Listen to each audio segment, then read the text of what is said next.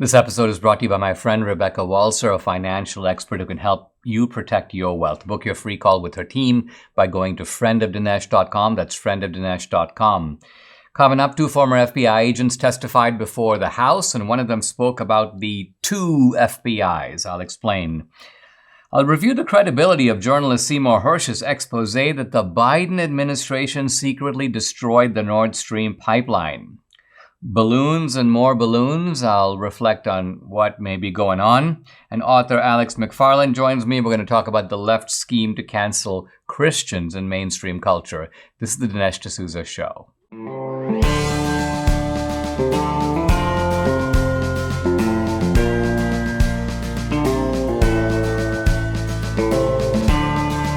America needs this voice. The times are crazy. In a time of confusion, division, and lies, we need a brave voice of reason, understanding, and truth. This is the Dinesh D'Souza Podcast. 2 FBI agents, Thomas J. Baker and Nicole Parker, testified before the House Republicans, before the House. And the testimony was interesting on a number of fronts. Now, a lot of the focus was on Nicole Parker. She's a young woman. She's attractive. She was very emotional, at one point coming almost to tears. She spoke in a very interesting way about the 2 FBIs, and I'll come back to that. But as a result, the other guy, Thomas Baker, his testimony was a little bit sidelined, and there were important details that he revealed, because when we talk about the FBI the way it is now, one question is, what is the genealogy? What is the sort of origin? How did the FBI become this way? If the FBI has gone rogue, who made it rogue? And Thomas Baker offers a couple of important clues as to the answer. Not the full answer, but at least part of the answer. And the answer, as it turns out, goes back to 9/11. If we think of, in more recently, COVID as being a sort of dramatic event that changed the rules, was exploited by a lot of bad people, essentially Baker says the same thing happened with 9/11. The FBI was sort of taken by surprise. Apparently the president, George W. Bush, was very angry that this had gone undetected, that 9/11 had not been anticipated and blocked before it occurred.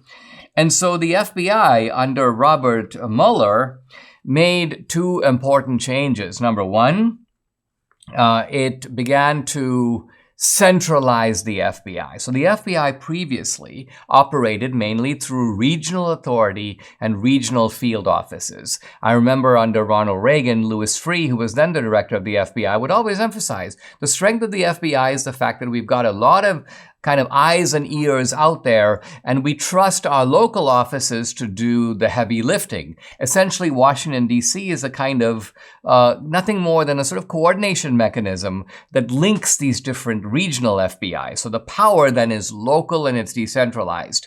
Mueller changed that, and he created a centralized FBI.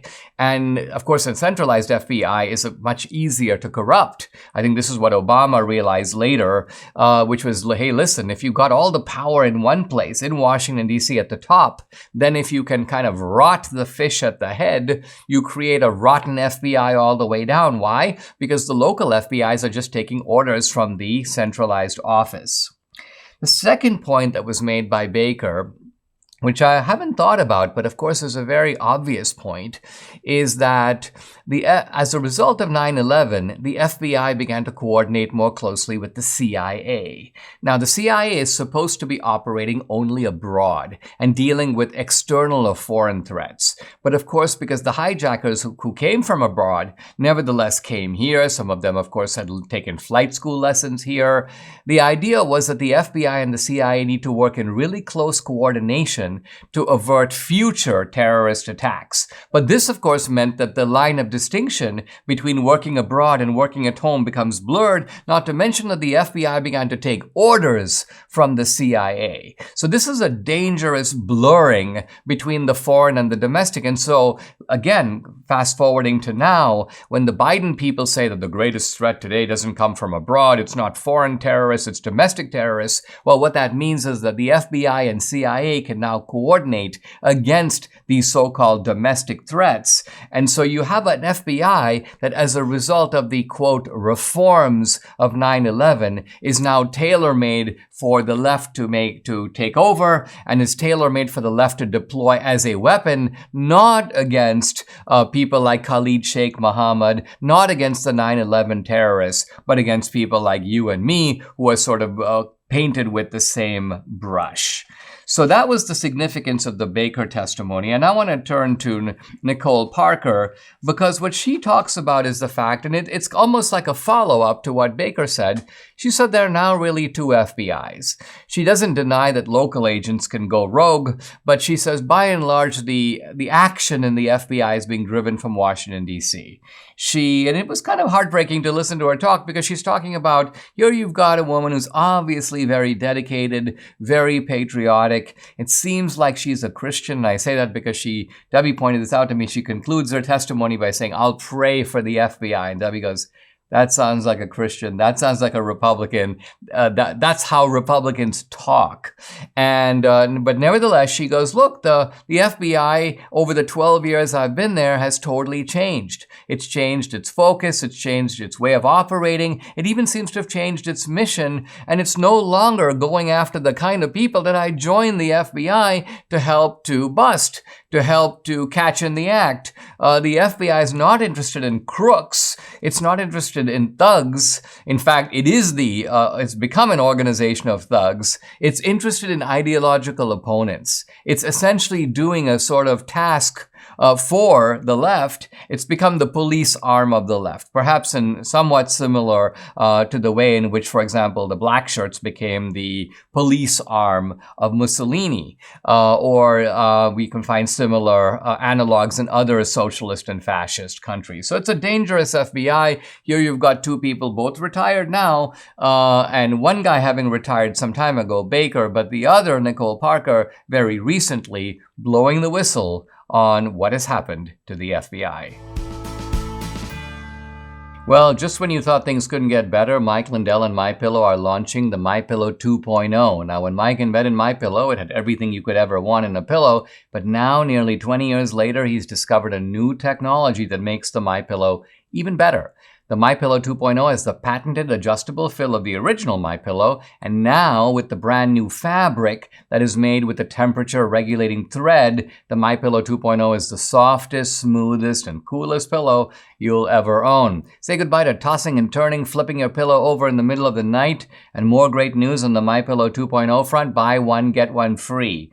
That offer is with promo code Dinesh. The MyPillow 2.0 is machine washable and dryable. It's made in the USA, comes with a 10-year warranty and a 60-day money-back guarantee. So go ahead, call 800-876-0227, that number, 800-876-0227, or go to mypillow.com. Don't forget to use the promo code DINESH, Dinesh. What's up with these balloons and these objects flying in the sky over the United States that are one by one being shot down? It started off with the so-called, China balloon, and reports that there was another balloon going over South America. And this appeared to be something that was fairly easy to trace. This is a balloon from China, and I was a little puzzled at the beginning. Why'd they shoot it down as opposed to somehow grounding it so that they can study it? Maybe they shot it down and it's still in a position to study it. I don't know. But then we had reports of a second object and a third object. The fourth object, the most recent, an F-16. I'm now reading from a news report, Wall Street Journal. An F-16 shot down an object over Lake Huron. The object was octagon-shaped and was at an altitude of 20,000 feet, posing a threat to civilian air traffic. So there's obviously an immediate danger, which is that although the sky is very big, there are a lot of airplanes in the sky. If air traffic control doesn't know about these objects, then you could have an airline fly directly into it. That would obviously not be good. Interestingly, having shot these objects down, and by the way, over the last 8 or 9 days, the United States military has shot down at least 4 objects, meaning possibly more, over North America. I've listened to some of the commentary about this, and no one seems to really know what's going on, and the Pentagon either doesn't know or isn't saying. So I've seen speculation that this is a kind of China operation. It's a prelude to some sort of EMP or electromagnetic pulse attack. I saw a woman on CNN, in fact, Natasha Bertrand, a kind of massive spinner of conspiracy theories and not a reliable person, but she was like, I've got some comments, or maybe she's got some reports of what the pilots who shot down one of these objects were saying, and they were saying that these objects are really mysterious because there appeared to be, first of all, no one maneuvering these objects, and second of all, they appeared to have no propulsion. Nothing appeared to be pushing it in one direction or the other, almost as if this was some kind of an extraterrestrial object. And then someone from the Defense Department came out and said, no, these aren't extraterrestrial objects, but that would imply that they do know what they are. But if they do know what they aren't really telling us what they are. Now, again, when you have something that is mysterious, and the word mystery itself needs to be unraveled a little bit because there are two kinds of mysteries. There's something that's mysterious. An airplane vanishes in the Bermuda Triangle. Nothing is known about it. That's one kind of a mystery. We don't know. We really have no idea.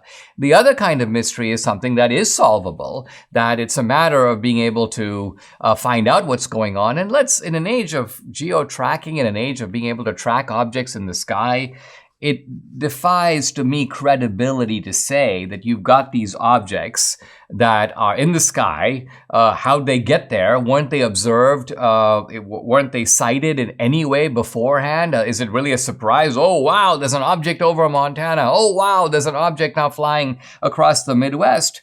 You would think that with satellite uplinks, we would have tracked these objects, we would know exactly where they're coming from. And so there's a lot of speculation that this is some kind of a distraction. It's some kind of a look over here, there's something else going on over there. It's some kind of a psychological operation or psy-op, as they say. In any event, a number of the Republicans and some Democrats have been calling on the Pentagon to provide necessary and overdue answers. Aches and pains seem to be a normal part of life as you get older, but we've got a remedy. Debbie and I started taking Relief Factor a couple of years ago. The difference we've seen in our joints the past 2 years, nothing short of amazing. Aches and pains are gone thanks to this 100% drug-free solution called Relief Factor. Now, Relief Factor supports your body's fight against inflammation. That's the source of aches and pains. The vast majority of people who try Relief Factor swear by it. They order more because it works for them. Debbie's a true believer. She can now do the exercises that for a while she wasn't able to do. So Relief Factor has been a game changer for her, her aunt, other members of our family, guys here in the studio, and many other people. You too can benefit. Try it for yourself. Order the 3-week quick start for the discount price of only $19.95. Go to relieffactor.com or call 833-690-7246 to find out more. That number again, 833-690-7246, or go to relieffactor.com. You'll feel the difference. Who blew up the Nordstream pipeline? I don't know if it's a shocking answer. Comes from the investigative journalist Seymour Hersh, a journalist, by the way, who spent his whole career on the left, providing the answer.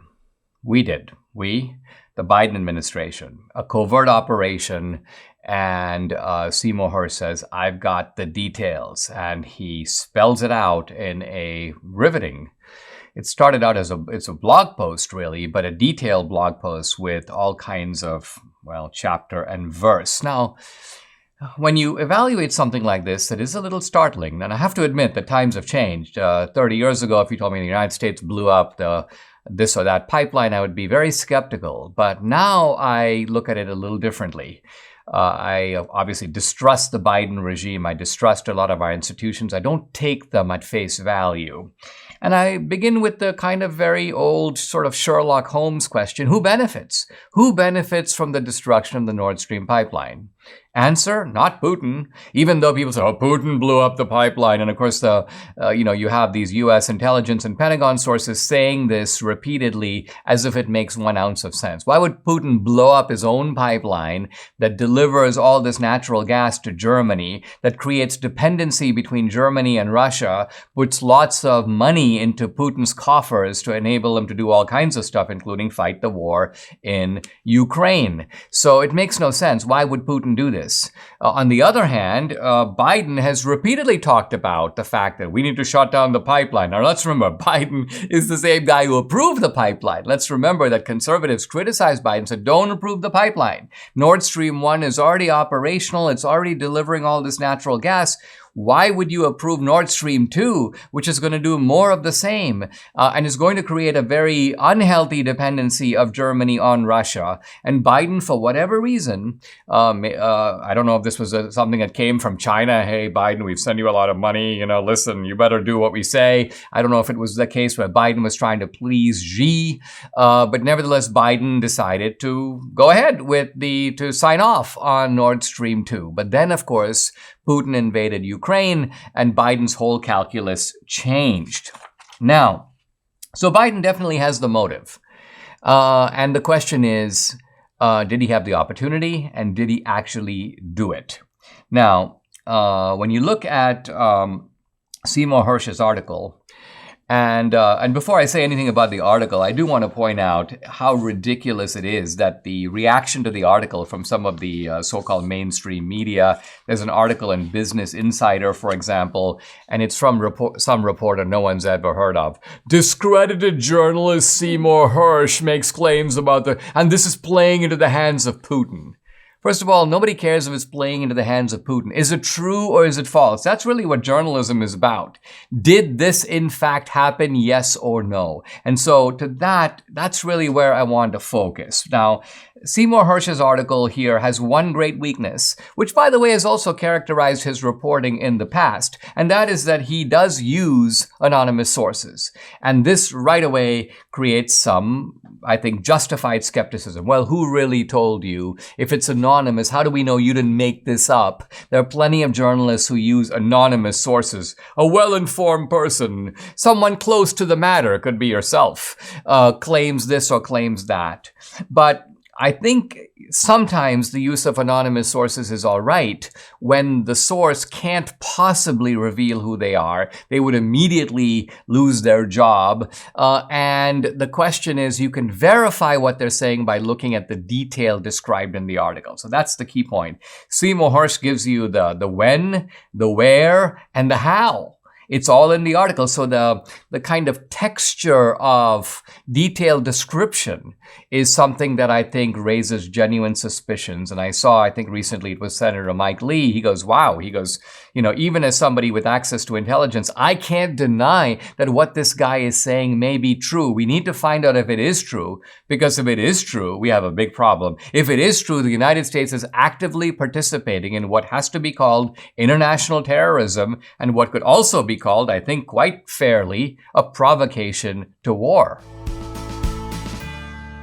It's time, isn't it, for a fresh start. Now, the phrase literally means an opportunity to begin something again. You know you need a fresh start in your eating habits, right? How many times last year did you say to yourself, I need to start eating better? Now, eating the right amount of fruits and veggies every day, difficult if not impossible. I have a much more practical and more convenient way for you to make that fresh start with Balance of Nature. Now, Balance of Nature is sourced from 31 whole fruits and vegetables. You'll get maximum nutrition with their star product, fruits and veggies in a capsule. Debbie and I take them every day. I want you to do so also. And right now, Balance of Nature has a New Year's offer. Get $25 off plus free fiber and spice with your first preferred order of fruits and veggies when you use discount code America. The offer can end at any time, so act now. Call 800-246-8751. That's 800-246-8751, or go to balanceofnature.com. Use discount code America.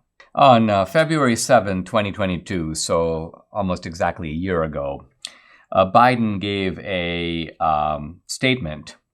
He was meeting in the White House with German Chancellor Olaf Scholz.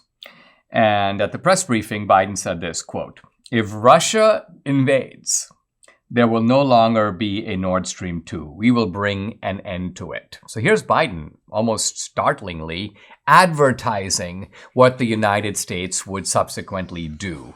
And Seymour Hersh's point in his article is that this is what they actually started doing. They started planning how to bring about an end to the Nord Stream pipeline. They decided to use the U.S. Navy.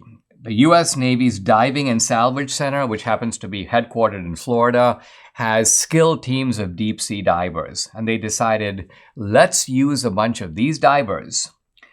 We will send them off to the Baltic.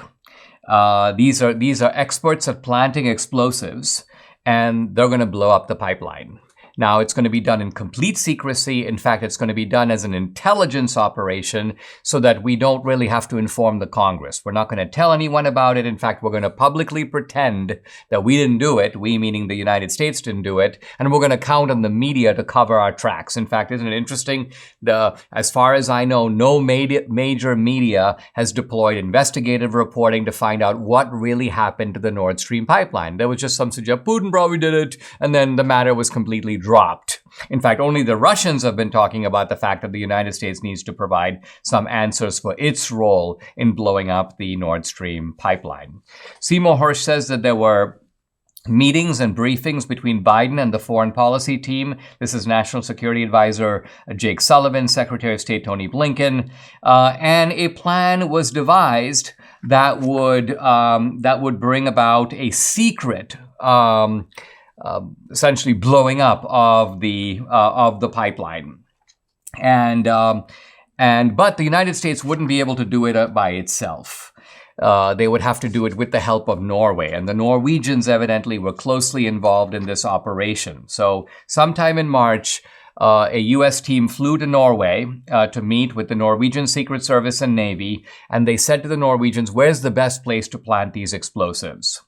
The Norwegian Navy said this. Now I'm now quoting from Hersh. The Norwegian Navy was quick to find the right spot in the shallow waters of the Baltic Sea a few miles off Denmark's Bornholm Island.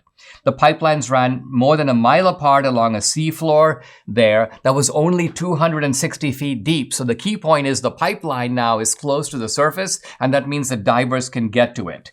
The Norwegians also said, here's a place where there are no major tidal currents, which would normally pose problems for the divers. So the divers are going to have an easy time in being able to blow up the pipeline. There's a lot more of this kind of stuff, but I think what impresses me about the article, if Seymour Hersh basically said, I've got an anonymous source, and this guy tells me that we blew up the pipeline, but I don't really know who did it. I don't really know when. I don't know how this was planned. I don't know who was involved. I don't exactly know where the explosives were set off.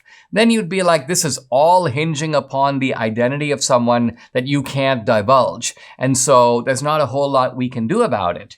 But the beauty of this article and the detail of it is that now the House Intelligence Committee, Republicans on the Senate Intelligence Committee can follow up on this, and there can also be queries posed to the Norwegians. We can find out a lot more, and we can demand answers from the Biden administration.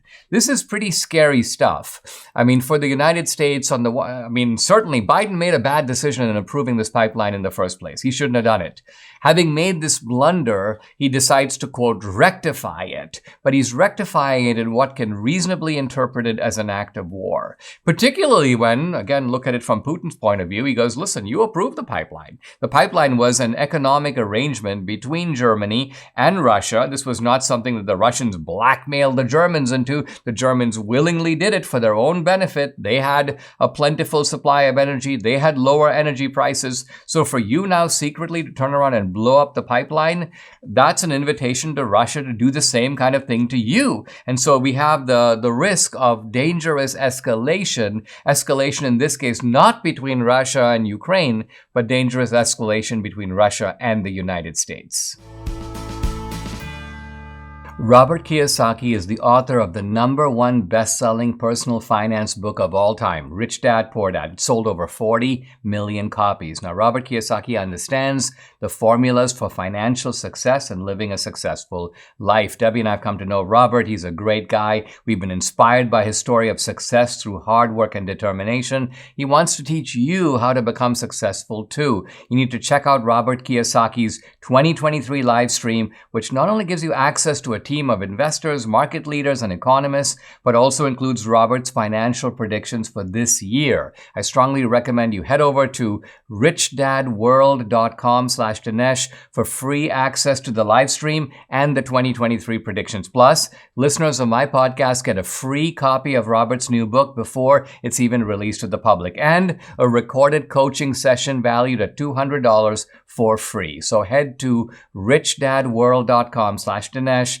Get your free book and free access to Robert Kiyosaki's predictions and his live stream event. We are getting slowly, piece by piece, almost as parts of a jigsaw puzzle, the complex, multi-layered nature of the censorship establishment, the censorship regime that has now developed in the United States, but even beyond the United States. And we're seeing that it is a web. This is not a case where it's not so simple as in every case the government is doing it. The government is telling the private sector what to do. There are private companies that are taking orders from the government. That is happening.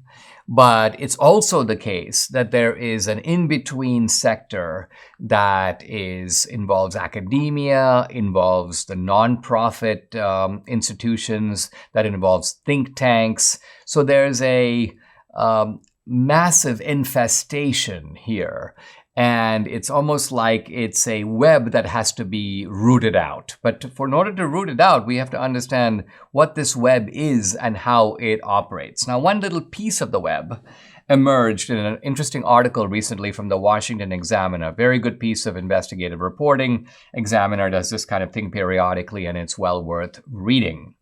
So what the Examiner found out is that the U.S. Department of State is funding a group which is actively blacklisting and trying to defund conservative news outlets and conservative websites. So the State Department, let's think about this, the Biden administration is bankrolling an operation, an external operation that is supposedly in the name of disinformation, but it turns out the disinformation is coming from all the outlets kind of on our side of the aisle. And we're not talking here about people who are denying the existence of COVID or saying don't take a vaccine. We're talking about major news outlets, places like Breitbart and places like the Daily Caller and mainstream outlets on the right. Let me give you a list here. American Spectator, Newsmax, The Federalist, The American Conservative, One America News, The Blaze, The Daily Wire, Real Clear Politics, Reason, The Libertarian Publication, and The New York Post. Now, we'll come back to the so-called disinformation, but this is kind of how it works.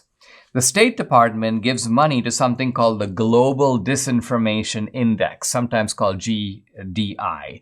This is a group that operates out of Britain. So it's a foreign operation, but it works in conjunction with a couple of American nonprofits. And what does this organization do? By the way, this organization got some money from the National Endowment for Democracy, which again, the National Endowment for Democracy was set up. I was a supporter of it. It was an effort to promote U.S. ideals abroad. And look at the way in which this organization has now become twisted to becoming a vehicle for censorship at home.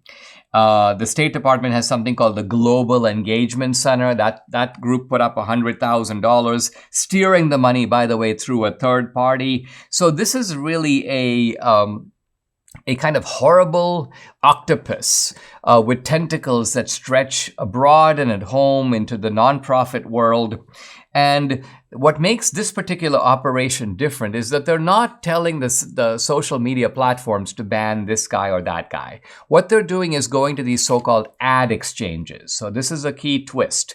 Ad exchanges are the consortiums that take money from various corporations and place their ads on various social media platforms. So you have Microsoft owns one of these ad consortiums, and these ad consortiums have a lot of power. Why? Because they can pull corporate advertising from your site. And so what's happening is that this group, the GDI, the Global Disinformation Index, is going to these ad exchanges and saying, hey, listen, we're going to give you a ranking of so-called high-risk websites. And these are high-risk websites because they are highly at risk for disinformation. We're not going to identify any specific disinformation. We're just going to call them high risk. Why? Because we're now going to count on you to then pull your ads from these places. And so you see what's going on? What you have here in the name of fighting disinformation is an effort to defund conservative organizations like the American Spectator, which is, by the way,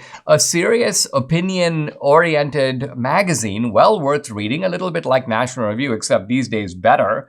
Newsmax, we all know about. The Federalist often has invaluable articles. And again, the GDI is not identifying specific violations. They're merely putting a kind of warning tag on the entire website. And their idea is to defeat these websites not by outright banning, not even really by shadow banning, but by cutting off the money supply. So you see how ingenious the left is? It operates at multiple levels. Its censorship is partly, let's throw this guy off the platform, let's de-amplify that guy, but they don't necessarily always have to do the kind of coordinated attack that they did on Parler. Sometimes what they just do is they go, listen, these guys obviously all rely on advertising. How else can they pay their writers? How else can they basically function, keep their offices open if they don't have any source of revenue? So why don't we go after the sources of revenue and try to pressure the ad exchanges into pulling their ads? And by pulling their ads, you ultimately either weaken these conservative platforms or take them down,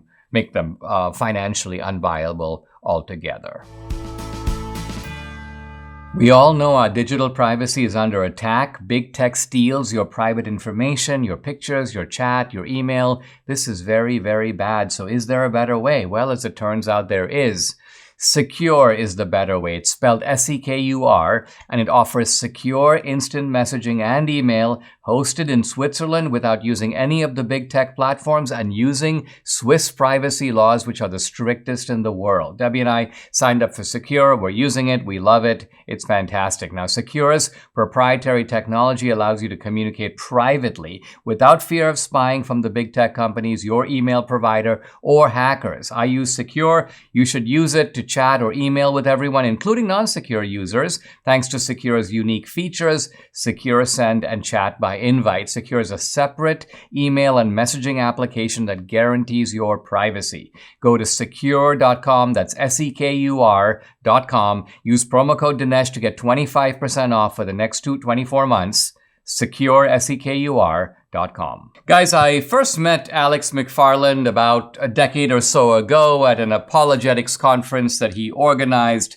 I think it was in North Carolina, but I'm not sure. Alex McFarland is the leader of Alex McFarland Ministries. He's co-author of 100 Bible Questions and Answers. He does a bunch of media. He's a youth culture and religion expert. His website, alexmcfarland.com. Hey, Alex, welcome. Great to have you. It's been a long time no see, as they say. But you've been busy out there fighting and also exposing the effect of cancel culture, particularly in the Christian world. Talk a little bit about how even the church is now being subjected to this kind of intolerance and shutting people down. It's going on even in the church, isn't it? Well, it really is. And Dinesh, thank you for giving me the opportunity to speak to this. And I want to say what a great honor it is to be with one of the great minds of our time, yourself. It's a great honor to be with you. And I got to tell this quick story before we really dive into the topic. But I remember the first time you came and you graciously spoke at one of our conferences, and we were in Charlotte, North Carolina. We had over 5,000 people. You literally came straight from the airport, got out of the rental car, and walked straight to the podium. And I watched you for 55 minutes with no notes.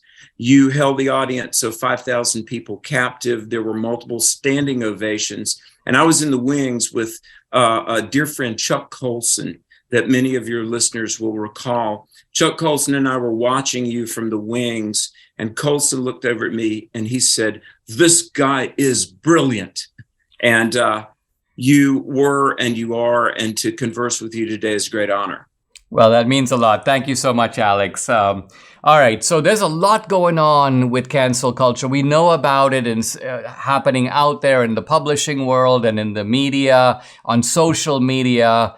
But people, we may not know as much about what's happening inside the orbit of the church. And particularly the evangelical church, which by and large you might think would be the most resistant to it. So talk about that.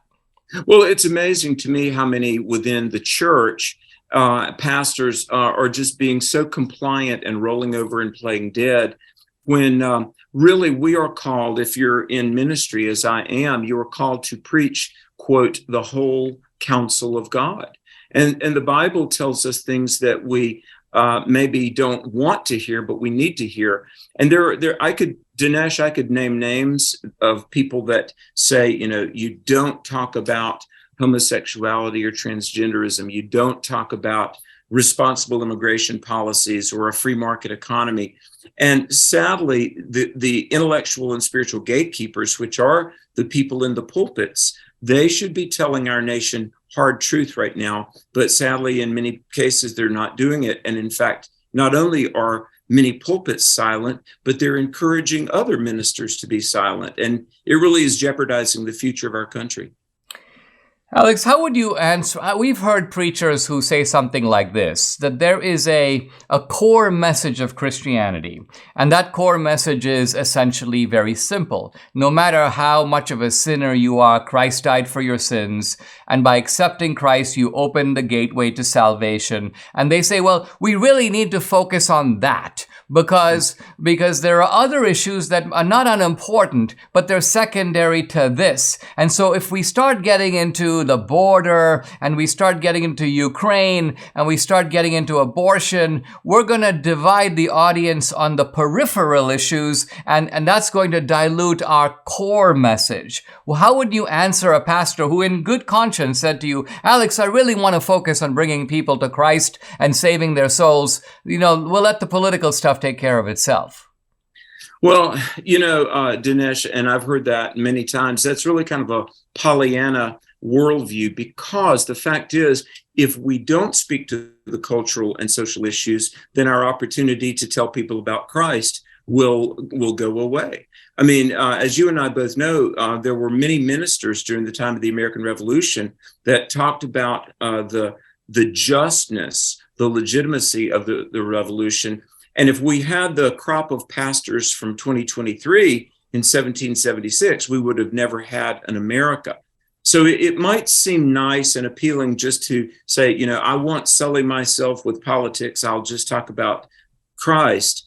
I get that. But the thing is, if we don't defend truth, we're going to lose the opportunity for free speech to tell others about Christ. C.S. Lewis, in his 1943 book, The Abolition of Man, talks about the mandate to speak about the cultural issues. And Lewis said, good philosophy must exist because bad philosophy must be answered. And it's up to the church to do that, to be not only the conscience, but really the intellectual center of the community.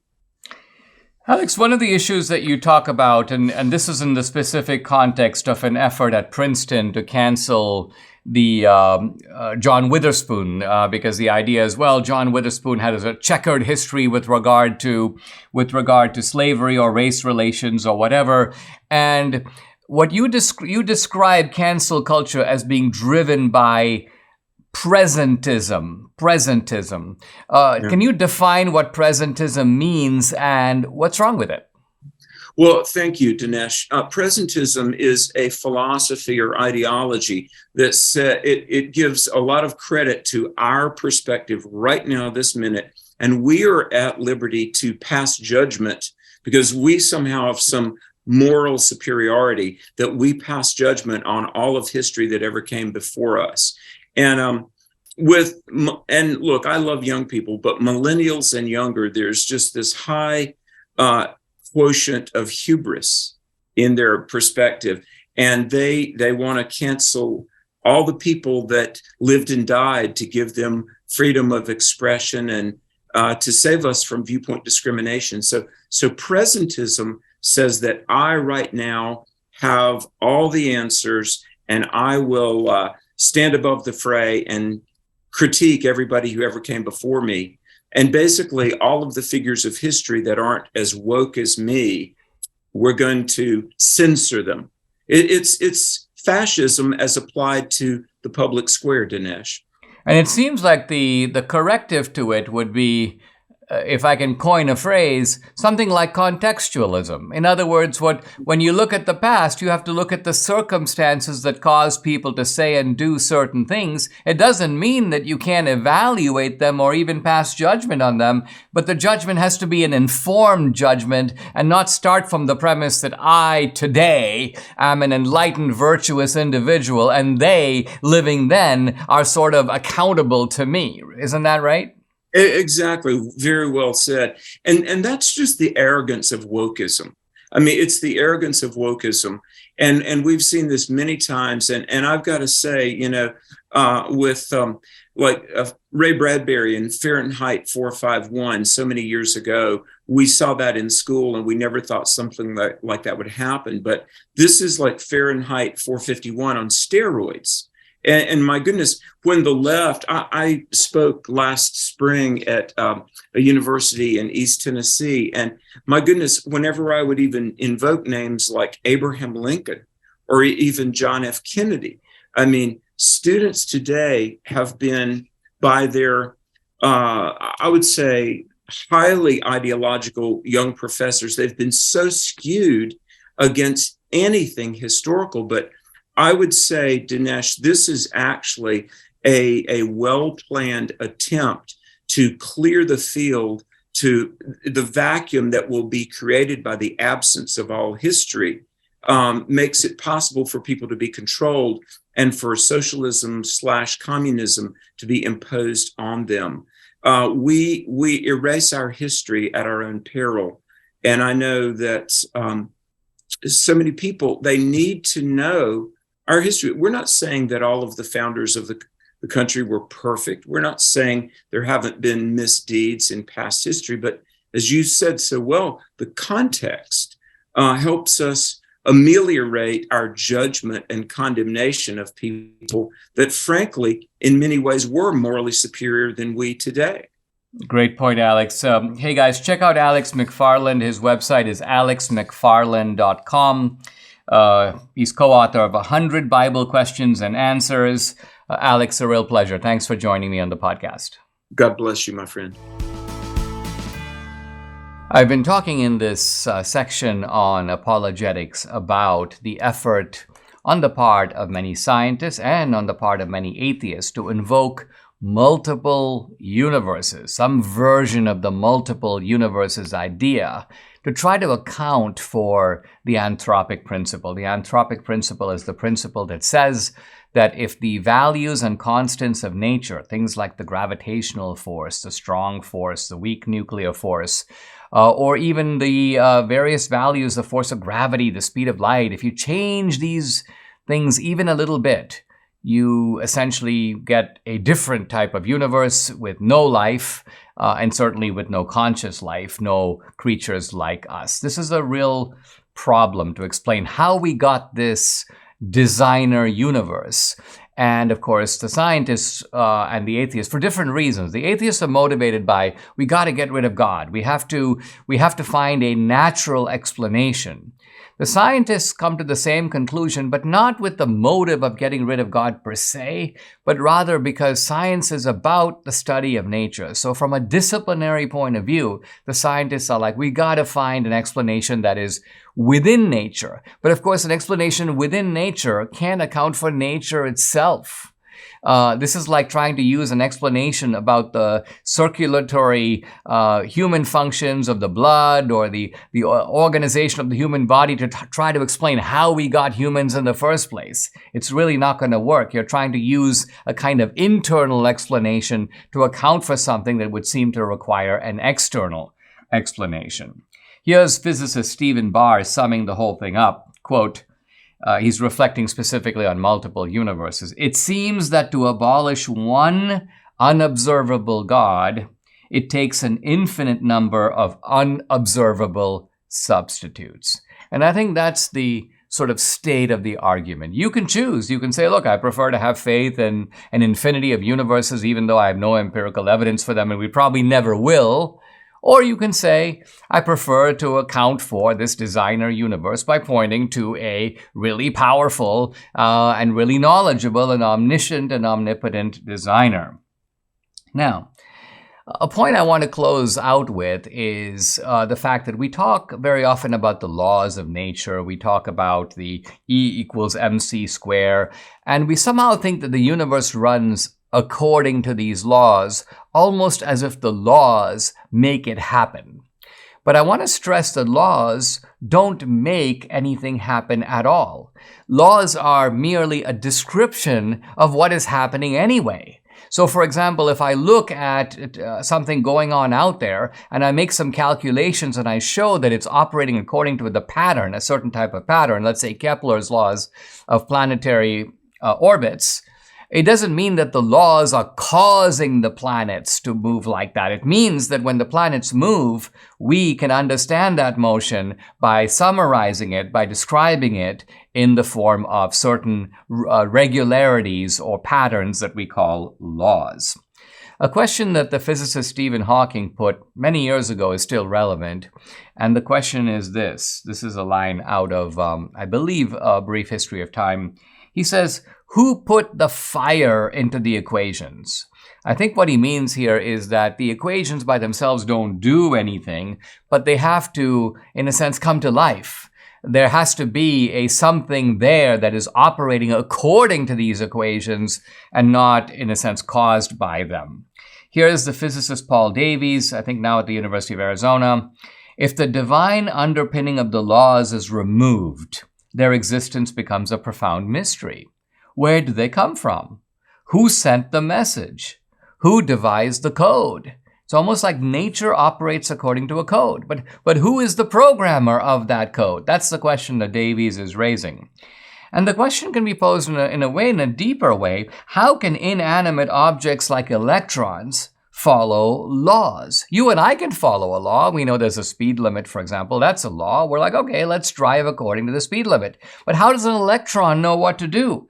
Conscious agents can obey instructions, but how can inanimate objects that presumably aren't conscious nevertheless follow these kind of known patterns? Throughout the history of science, scientists have found that even the anomalies in known laws are usually accounted for by deeper and more beautiful laws that seem to underlie the workings of nature.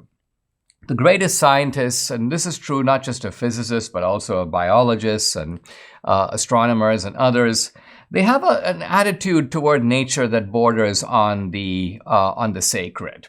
Ursula Goodenough, the biologist, once talked about, quote, the sacred depths of nature. There's something about nature that is not only beautiful, but also mysterious. And I think here is where scientists and religious believers can find common ground. We both have the same attitude. The scientific attitude, of course, stops at the sacredness of nature. It's a profound mystery. Let's try to understand that mystery as far as we are able.